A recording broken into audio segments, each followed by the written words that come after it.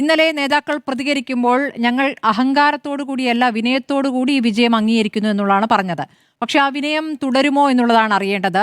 നേതാക്കൾക്കിടയിലെ ഭിന്നത അത് പല ഘട്ടങ്ങളിലൊക്കെ പ്രതിഫലിച്ചിട്ടുള്ളതാണ്. പക്ഷേ കോൺഗ്രസിൽ മാത്രം സംഭവിക്കുന്ന ഒരു രീതിയാണല്ലോ അത്. മുതിർന്ന നേതാക്കൾ തന്നെ വ്യത്യസ്ത അഭിപ്രായങ്ങൾ തിരഞ്ഞെടുപ്പ് ഘട്ടങ്ങളിൽ പറയുക. അപ്പോൾ അതിനി ഉണ്ടാകില്ല എന്നാണോ കരുതേണ്ടത്? അടിത്തട്ടിൽ നിങ്ങളുടേത് വ്യത്യസ്തമായ പ്രവർത്തന ശൈലിയായിരുന്നു എന്ന് സമ്മതിക്കുന്ന തദ്ദേശ തെരഞ്ഞെടുപ്പിൽ അത് തന്നെയാണോ ഇനി നിയമസഭാ തെരഞ്ഞെടുപ്പിലും തുടരുക?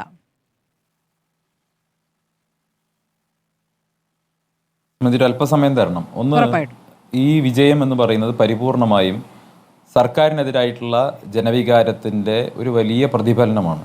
കഴിഞ്ഞ 10 വർഷമായി തുടരുന്ന പിണറായി സർക്കാരിൻ്റെ ജനദ്രോഹ നയങ്ങൾക്കെതിരെ ഒരു വലിയ വികാരം കേരളത്തിലെ സമസ്ത വിഭാഗം ജനങ്ങൾക്കിടയിലും രൂപപ്പെട്ടതിൻ്റെ അടിസ്ഥാനത്തിൽ ആ ജനവികാരം പൂർണ്ണമായും പ്രതിഫലിപ്പിക്കുന്നതിൽ പ്രതിപക്ഷമെന്ന നിലയ്ക്ക് UDF നടത്തിയിട്ടുള്ള പ്രവർത്തനങ്ങൾക്ക് ലഭിച്ചിട്ടുള്ള ഒരു വലിയ അംഗീകാരമാണ് ഈ തെരഞ്ഞെടുപ്പിൽ നേടിയിട്ടുള്ള വലിയ വിജയമെന്ന് പറയുന്നത്. ഇതൊരു സമാനതകളില്ലാത്ത വിജയമാണ്. 2010 ശേഷം ഇത്ര വലിയ രീതിയിലുള്ള ഒരു തദ്ദേശ സ്വയംഭരണ സ്ഥാപനങ്ങളിലേക്ക് ഇതുപോലെയുള്ള ഒരു വിജയം UDFന് ഒരിക്കലും സിദ്ധിച്ചിട്ടില്ല. അത് തന്നെ സൂചിപ്പിക്കുന്നത് ജനങ്ങൾ താഴെത്തലം മുതൽ, അതായത് ഗ്രാമീണ തലങ്ങളിലും നഗരമേഖലകളിലും മധ്യ ഇടത്തരം സ്ഥലങ്ങളിലുമെല്ലാം സമസ്ത വിഭാഗം ജനങ്ങളും ഒരുപോലെ ഇടതുപക്ഷ ജനാധിപത്യ മുന്നണിയുടെ രാഷ്ട്രീയത്തെ തള്ളിക്കളഞ്ഞു എന്നുള്ളതാണ് സൂചിപ്പിക്കുന്നത്. രണ്ടാമത്തെ ഏറ്റവും പ്രധാനപ്പെട്ട കാര്യമായി ഒരു രാഷ്ട്രീയ വിദ്യാർത്ഥി എന്ന നിലയ്ക്ക് ഞാൻ വിലയിരുത്തുന്നത്, ഇവിടെ മാധ്യമങ്ങളും ഇടതുപക്ഷവും BJPയും ഒരുപോലെ സമർത്ഥിച്ചിരുന്ന ഒരു ആഖ്യാനമുണ്ട്.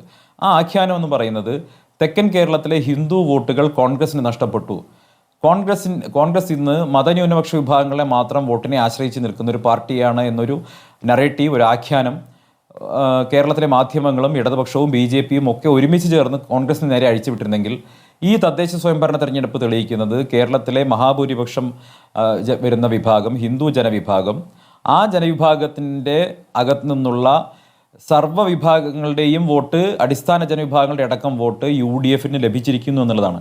അതിൻ്റെ ഒരു പാറ്റേൺ നോക്കുന്ന സമയത്ത് മലയോര മേഖലയിൽ നിന്നാണെങ്കിലും തീരദേശ മേഖലയിൽ നിന്നാണെങ്കിലും ഇടനാടിൽ നിന്നാണെങ്കിലും ഒക്കെ UDFന് അനുകൂലമായിട്ടുള്ള ജനവിധി ഉണ്ടായിട്ടുണ്ട്. ഒരു ഉദാഹരണം ഞാൻ പറയാം. തൃശ്ശൂർ കോർപ്പറേഷനിൽ UDF നേടിയിട്ടുള്ള ഉജ്ജ്വലമായിട്ടുള്ള വിജയം നോക്കൂ. അതിൻ്റെ ഒരു രാഷ്ട്രീയ പ്രാധാന്യം എന്തുകൊണ്ട് ചർച്ച ചെയ്യുന്നില്ല എന്നുള്ളത് എനിക്ക് വല്ലാത്ത വിഷമവും അത്ഭുതവും തോന്നുകയാണ്. വാസ്തവത്തിൽ അതല്ലേ ചർച്ച ചെയ്യേണ്ടിയിരുന്നത്. കേരളത്തിൽ ആദ്യമായി BJPക്ക് ഒരു MP കിട്ടി, ആ MP മന്ത്രിയാക്കി, ഞങ്ങളിതാ തൃശ്ശൂരിങ് എടുക്കും എന്ന് പറഞ്ഞ്, തൃശ്ശൂരിലെ പൾസ് എനിക്കറിയാമെന്ന് പറഞ്ഞ് കലിങ്കിൻ്റെ മുകളിലും പാടവരമ്പത്തും ഒക്കെ ഇരുന്ന് രാഷ്ട്രീയ പ്രവർത്തനം നടത്തിയിരുന്ന ആളുകൾ അവർക്ക് ഇന്ന് സംഭവിച്ചു.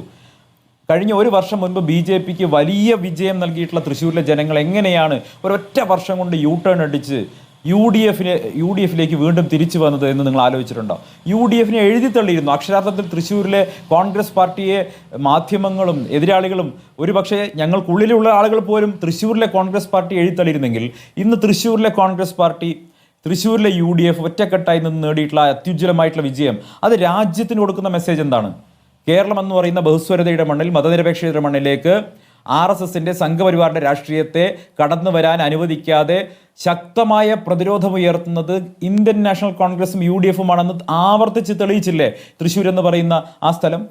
മറുവശത്ത് തൃശ്ശൂരിൽ നിന്ന് അങ്ങോട്ട് പോകുന്ന സമയത്ത് പത്തനംതിട്ട, കഴിഞ്ഞ ലോക്സഭാ തെരഞ്ഞെടുപ്പാണെങ്കിലും അതിന് മുൻപാണെങ്കിലും ഒക്കെ 2019 ലോക്സഭാ തെരഞ്ഞെടുപ്പ്, അതിന് തൊട്ടുമുമ്പുണ്ടായിട്ടുള്ള ശബരിമല പ്രക്ഷോഭത്തിൻ്റെയൊക്കെ പ്രധാന പ്രഭവ കേന്ദ്രമായിട്ടുള്ള പത്തനംതിട്ടയിൽ, അവിടെ പന്തളം എന്ന് പറയുന്ന ശബരിമല ശ്രീധർമ്മശാസ്താവിൻ്റെ ക്ഷേത്രത്തോട് വളരെയധികം അടുപ്പമുള്ള പന്തളം നഗരസഭ ഭരിച്ചിരുന്നത് BJPയാണ്.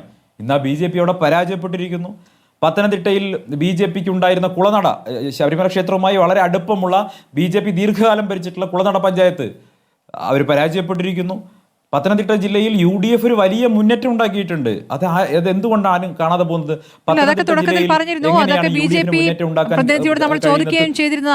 അല്ല, ഒരു സെക്കൻഡ്, ഒരു മിനിറ്റ്, ഞാൻ എൻ്റെ ഫ്ലോ കളയല്ലേ പ്ലീസ്. തൃശ്ശൂരിലും പത്തനംതിട്ട ജില്ലയിലും അടക്കം, അല്ലെങ്കിൽ എറണാകുളം അടക്കമുള്ള പ്രദേശങ്ങളിൽ UDF നേടിയിട്ടുള്ള വിജയത്തിൻ്റെ അടിസ്ഥാനം എന്ന് പറയുന്നത് ഹിന്ദു വിഭാഗങ്ങളിലെ വോട്ട് ഒരു കാലത്ത് BJPയിലേക്ക് പോയി എന്ന് പറയപ്പെട്ടിരുന്ന ആ വോട്ടുകൾ കോൺഗ്രസിലേക്ക് തിരിച്ചു വന്നതിൻ്റെ ഏറ്റവും പ്രധാനപ്പെട്ട ഉദാഹരണങ്ങളായിട്ട് ഞാനിതിനെ ചൂണ്ടിക്കാണിക്കുകയാണ്. ഇതാണ് ഏറ്റവും പ്രധാനപ്പെട്ട കാര്യം. കൊല്ലത്ത് എങ്ങനെയാണ് കോൺഗ്രസിന് വിജയം ഉണ്ടായത്?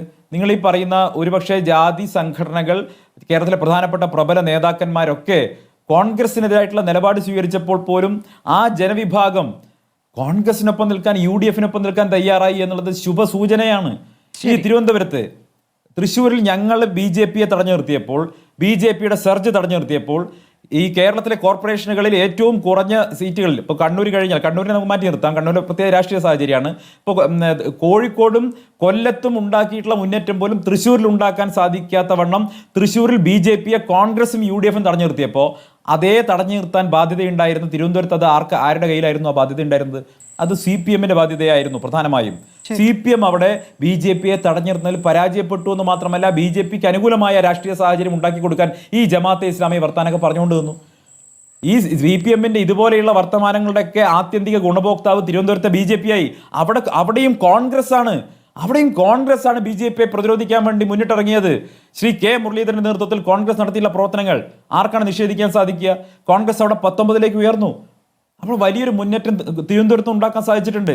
തീർച്ചയായിട്ടും RSSന്റെ രാഷ്ട്രീയത്തെ, BJP-യുടെ രാഷ്ട്രീയത്തെ കേരളത്തിന്റെ മണ്ണിലും രാജ്യത്തും പ്രതിരോധിക്കാൻ സാധിക്കുന്നത് കോൺഗ്രസിനും UDF-നുമാണെന്ന് ആവർത്തിച്ചുറപ്പിക്കുന്ന ഗ്രാമപഞ്ചായത്തുകളിൽ 500 കടന്നു എന്നുള്ളത് ആ ഒരു നേട്ടമായി കാണുന്നു. പക്ഷേ ഇപ്പോൾ ശ്രീ ഗോപകുമാർ ചൂണ്ടിക്കാണിച്ചൊരു കാര്യമുണ്ടല്ലോ, ഇവിടുത്തെ ജനങ്ങൾ അനുഭവിക്കുന്ന പ്രശ്നങ്ങളിൽ സമരങ്ങൾ ഏറ്റെടുക്കുന്നതിൽ എത്രത്തോളം UDF ഉണ്ടായിട്ടുണ്ട് എന്നുള്ളതാണ്. പ്രത്യേകിച്ച് ആശാ സമരത്തിൽ നിങ്ങൾ ശരിയാണ്, നിങ്ങൾ ഇടയ്ക്കിടയ്ക്ക് ആ വേദിയിൽ പോകുന്നു, പിന്തുണ പ്രഖ്യാപിക്കുന്നു, ഒക്കെ ചെയ്യുന്നുണ്ട്. പക്ഷെ ഒരു സമരം ഏറ്റെടുക്കുക, സമരത്തിന്റെ ഭാഗമാവുക എന്ന് പറയുന്നത് മറ്റൊരു കാര്യമാണ്. അതിലേക്ക് നിങ്ങൾ എത്തിയിട്ടില്ല. കേരളം കണ്ട ഏറ്റവും വലിയ സമരമായിരുന്നു ആശാ സമരം, അല്ലേ? അപ്പോൾ അതിൽ നിങ്ങൾ പിന്തുണയ്ക്കുക എന്നതിനപ്പുറം നിങ്ങൾ അതിന്റെ ഭാഗമായിട്ടില്ല എന്നുള്ളൊരു കാര്യം അവിടെ നിൽക്കുന്നു. അതുപോലെ എത്രയെത്ര സമരങ്ങൾ, നിങ്ങളുടേതായ ഒരു വലിയ സമര പരമ്പര എന്ന രൂപത്തിൽ പറയാവുന്ന എന്തെങ്കിലും ഒന്ന് ചൂണ്ടിക്കാണിക്കാനുണ്ടോ? തീർച്ചയായിട്ടും ഈ വിഷയങ്ങളെ മുഴുവൻ ഉയർത്തിക്കൊണ്ട് സഭയ്ക്കകത്തും പുറത്തും, നിയമസഭയ്ക്കകത്ത് പ്രതിപക്ഷം എന്ന നിലയ്ക്ക്, ഔദ്യോഗിക പ്രതിപക്ഷം എന്ന നിലയ്ക്കും പുറത്തും സമരപ്രക്ഷോഭങ്ങൾ ഏറ്റെടുത്തതിൻ്റെ ഫലമായിട്ടാണ് ജനങ്ങൾ ഞങ്ങളെ അംഗീകരിച്ചിട്ടുള്ളത്. തദ്ദേശ സ്വയംഭരണ സ്ഥാപനങ്ങളിലേക്ക് നടന്ന തെരഞ്ഞെടുപ്പിൽ കോൺഗ്രസിൽ, UDF-ൽ ജനങ്ങൾ വിശ്വാസം അർപ്പിച്ചിട്ടുള്ളത് ഈ പ്രസ്ഥാനം തെരുവിൽ നടത്തിയിട്ടുള്ള പോരാട്ടങ്ങളുടെ ഫലമായിട്ടാണ്. ഇപ്പോൾ ആശാ സമരത്തെക്കുറിച്ച് പറഞ്ഞു. ആശാ സമരം അവരൊരു സംഘടനയുടെ ഭാഗമായി നടത്തുകയാണ്. അവരുമായിട്ട് ഐക്യദാർഢ്യം പ്രഖ്യാപിക്കുകയും അവർക്ക് വേണ്ടി തെരുവിൽ പോരാടുകയും ചെയ്തിട്ടുണ്ട് UDF. പക്ഷേ ആ സമരം എങ്ങനെയാണ്, മറ്റൊരു സംഘടന പ്രഖ്യാപിച്ച സമരം എങ്ങനെയാണ് ഏറ്റെടുക്കാൻ സാധിക്കുന്നത്? അത് സാധിക്കുന്ന കാര്യമല്ലല്ലോ. 1. 2. ശബരിമല പ്രക്ഷോഭം. ആ ശബരിമല പ്രക്ഷോഭത്തിന്റെ ഇപ്പോൾ ഈ സ്വർണ്ണപ്പാളിയുമായി ബന്ധപ്പെട്ട വിഷയത്തിൽ ശ്രീ ഗോപകുമാർ മനസ്സിലാക്കണം, ഏറ്റവും ആദ്യം പ്രക്ഷോഭ രംഗത്തിറങ്ങി ഈ പിണറായി പോലീസിന്റെ മർദ്ദനവും ഏറ്റുവാങ്ങി 10 ദിവസം ജയിലിൽ കിടന്നയാളാണ് ഞാൻ. UDF ആണ് സമരം ഏറ്റെടുത്തത്. പന്തളത്ത് നടന്നിട്ടുള്ള വലിയ പ്രക്ഷോഭ സംഗമം എല്ലാവരും കണ്ടതാണ്.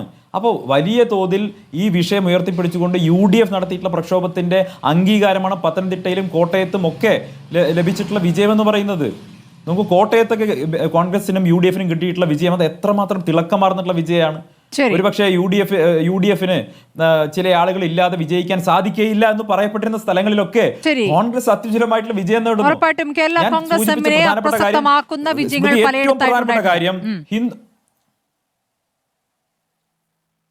ഏറ്റവും പ്രധാനപ്പെട്ട കാര്യം ഹിന്ദു വോട്ടുകൾ കോൺഗ്രസിൽ നിന്ന് പോയി എന്ന നറേറ്റീവ് തകർന്നിരിക്കുന്നു. അതാണ് ഏറ്റവും പ്രധാനപ്പെട്ട കാര്യം. കോൺഗ്രസിനെ ഹിന്ദു വിരുദ്ധ പാർട്ടിയാക്കി ചാപ്പ കുത്താൻ വേണ്ടി നടത്തിയിട്ടുള്ള പരിശ്രമം അത് CPM-ഉം BJP-യും ഒരുമിച്ചാണ്. അതാണല്ലോ ഈ ജമാഅത്തെ ഇസ്ലാമി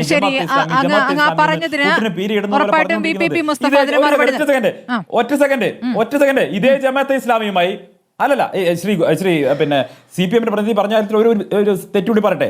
CPM-ന്റെ സംസ്ഥാന സെക്രട്ടറി ആയിരിക്കുമ്പോൾ പിണറായി വിജയൻ AKG സെന്റർ എന്നല്ല, ആലപ്പുഴ ഗസ്റ്റ് ഹൗസിൽ വെച്ചിട്ടാണ് കണ്ടത്. അന്ന് അതിനെ ന്യായീകരിക്കുകയും ദേശാഭിമാനി ലേഖനം എഴുതുകയും ജമാഅത്തെ ഇസ്ലാമിയുടെയും ക്രൈസ്തവ സംഘടനയുടെയും പിന്തുണ ഇന്ത്യയിലെ മതനിരപേക്ഷ ശക്തികൾക്ക് ആവേശം നൽകുന്നതും അത് ഊട്ടിയുറപ്പിക്കുന്നതുമാണെന്ന് ദേശാഭിമാനിയിൽ നിങ്ങൾ ആ എഡിറ്റോറിയൽ അവസാനിപ്പിച്ച് എഴുതിയത് അങ്ങനെയാണ്. മറന്നു പോകരുത്. പലതവണ നമ്മൾ ചർച്ച ചെയ്തുകൊണ്ടാണ് അതിലേക്ക് പിന്നീട് വീണ്ടും പോകേണ്ടതില്ല എന്ന് പറഞ്ഞത്. പള്ളിക്കളസ് പോകുന്നത് എങ്ങനെയാ? ശരി, VPP മുസ്തഫ മറുപടി നൽകും. ഇടവേളയ്ക്ക് ശേഷം